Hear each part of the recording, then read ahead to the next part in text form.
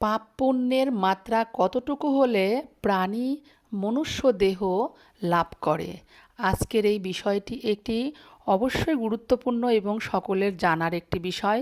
তাই সবাইকে আমি সশ্রদ্ধ প্রণাম জানিয়ে আজকের এই বিষয়টি তাৎপর্য শোনার জন্য সবাইকে অনুরোধ করা হলো। অবশ্যই সবাই মনোযোগ দিয়ে আজকের এই ভিডিওটি শ্রবণ করবেন।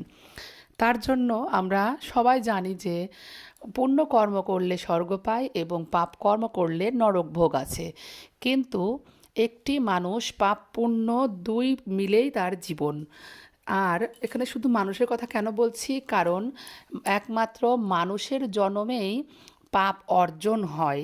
যদিও ভগবান মানুষের জন্ম দিয়েছিল পাপ খণ্ডন করে আত্মাকে শুদ্ধ করে ভগবানের সাথে মিলিত হওয়ার জন্য, অর্থাৎ মোক্ষ লাভের জন্য।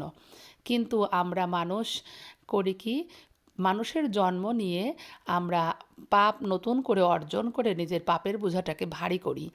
তো যাই হোক, আমাদের যেহেতু প্রত্যেকেরই শত শত জন্মের পাপের ফল সঞ্চিত আছে, তার সঙ্গে বর্তমান জন্মের আরও পাপ সঞ্চয় করে পাপের বোঝা হয়ে গেছে অনেক ভারী, এবং তার সাথে কিছু পুণ্যকর্মও আছে।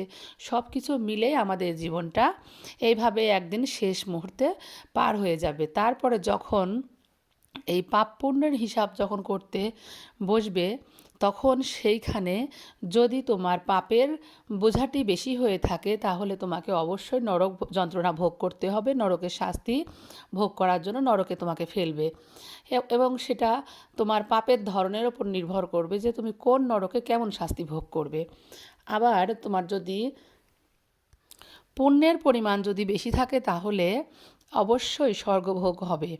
তবে সারা জীবনের জন্য স্বর্গভোগ নয়, কারণ স্বর্গ এমনই একটি স্থান যেটা আমাদের এই বাস্তব জীবনে মার্কেট করার মতো। যেমন তোমার পকেটে যতক্ষণ টাকা আছে তুমি ততক্ষণ কেনাকাটা করতে পারবে, যখন তোমার টাকা শেষ তোমাকে কিন্তু আর কোনো দোকানদার কোনো কিছু তোমাকে দেবে না। ঠিক তেমনই তোমার ভাণ্ডারে যতক্ষণ পুণ্য অর্জন করা আছে এবং যতটুকু খরচের জন্য তোমাকে দেয়া আছে, ঠিক ততটুকুই তুমি খরচ করতে পারবে তোমাকে।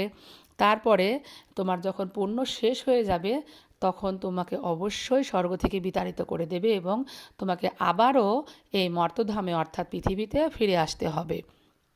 ঠিক নরকেও তাই, তোমার নরক যন্ত্রণা ভোগ যখন শেষ হবে তখন আবারও এই পৃথিবীতে আসতে হবে, এবং এখানে এসে তোমার যদি শুভ বুদ্ধির উদয় ঘটে, ভগবানের যদি কৃপা থাকে, গুরুর যদি কৃপা থাকে, তাহলে অবশ্যই সেখান থেকে আবারও মুক্তির পথ অর্জন করে আমরা মুক্তি লাভ করতে পারবো। আর যদি তা না পারি, তাহলে আমাদের আবারও এরকমভাবে নরক ভোগ, স্বর্গ প্রাপ্তি ইত্যাদির মাধ্যমে আমাদের জন্ম মৃত্যুর চক্র আকারে আমাদের জীবন এভাবেই চলতে থাকবে। কিন্তু স্বর্গভোগ অথবা নরক ভোগ এটা কিন্তু পুরোপুরি সম্পূর্ণ শেষ করার পরে জন্ম দেয় না পৃথিবীতে। যখন পাপের মাত্রা 50 এবং পুণ্যর মাত্রা 50, অর্থাৎ অর্ধেক অর্ধেক থাকে, তখন মানুষ মনুষ্য দেহ ধারণ করে পৃথিবীতে। তাই যতক্ষণ পাপের অথবা পুণ্যের মাত্রা থাকবে, ততক্ষণ আমাদের স্বর্গ অথবা নরক ভোগের সুযোগ থাকবে। কিন্তু নরক অথবা স্বর্গ যেখানেই হোক না কেন, সেটা কিন্তু কখনোই পার্মানেন্ট নয়। আমাদেরকে আবারও পৃথিবীতে আসতে হবে, আবারও এই দুঃখ কষ্ট ভোগ আমাদেরকে করতে হবে। কিন্তু যদি আমরা ভগবানের চরণে আশ্রয় নিয়ে ভগবানের চরণে সেবাদাসী হয়ে নিজের আত্মাকে যদি ভগবানের পরমাত্মার সঙ্গে যুক্ত করি, তাহলে আমাদের মৃত্যুর পরে আর জন্ম হবে না। কারণ তখন আমরা আমাদের জীবাত্মা এবং পরমাত্মার মিলন ঘটবে, আত্মার উদ্ধার হয়ে যাবে, এবং এই মৃত্যুময় সংসারে আর আমাদের ফিরে আসতে হবে না। এখন আমরা ভগবান আমাদেরকে চৈতন্য বুদ্ধি সম্পন্ন জীব হিসেবে পৃথিবীতে পাঠিয়েছেন। আমরা নিজেরা ভালো মন্দ বোঝার মতো ক্ষমতা আছে, বিবেক আছে, বুদ্ধি আছে।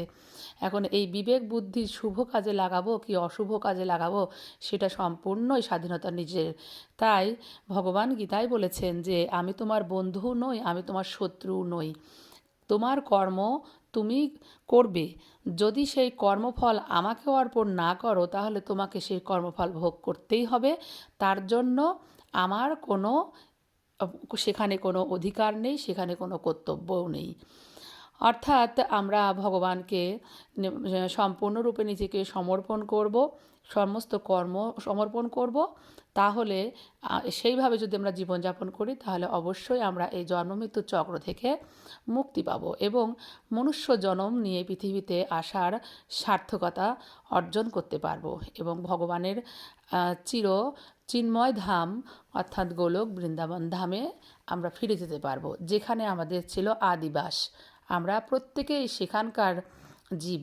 আমাদের বিভিন্ন অপকর্ম পাপকর্মের কারণে আজ আমরা এই ধরাধামে পড়ে আছি এবং সংশোধনের জন্য আছি, অথচ সংশোধন তো হচ্ছে না, আরও বেশি করে আমাদের অপরাধ সঞ্চিত হচ্ছে। তবে সবাই না, এর মাঝে যারা নিজেদেরকে সংশোধন করে নিচ্ছে, ভগবানের চরণে আশ্রয় নিচ্ছে, তারা অবশ্যই ভগবানের ধাম পাবে এবং আত্মার উদ্ধার করে ভগবানের সেবায় নিত্য সেবাদাসী হতে পারবে। আশা করি তোমাদের এই আলোচনাটিও ভালো লাগবে, কারণ মৃত্যু অবধারিত। পৃথিবীতে আমরা যতই মায়াতে পড়ে থাকি না কেন, কোনো মায়া, কোনো সংসারের কোনো প্রাণী আমাদেরকে আমাদের পথের সাথী হতে পারবে না, হওয়া সম্ভবও না। নিজের রাস্তায় নিজের পথে একাই চলতে হবে। তাই মৃত্যুর আগে কিছু সঞ্চয় করে যাই, যে সঞ্চয়ের কারণে আমরা একটু ভালোভাবে আমাদের পরবর্তী জন্ম কাটাতে পারবো এবং ভগবানের আশ্রয়ের জন্য কিছুটা হলেও সঞ্চিত সম্পদ নিয়ে যেতে পারবো। তাই আমার সমস্ত সাবস্ক্রাইব বন্ধুরা এবং বর্তমানে যারা শুনছো তারা সবাই তার চরণে আমার আকুল প্রার্থনা, ভগবানের সেবা কাজ করে ভগবানের জন্য নিজের একটি জন্ম দাও, একটি জন্ম সমর্পণ করে দাও, তাহলে তোমার এই জন্ম সার্থক হবে, কখনোই বিফলে যাবে না। রাধে রাধে। আবারও কোনো একটা ভিডিও, কোনো একটা বিষয় নিয়ে তোমাদের সামনে আলোচনা করব। ততক্ষণ অবশ্যই ভালো থেকো। হরে কৃষ্ণ।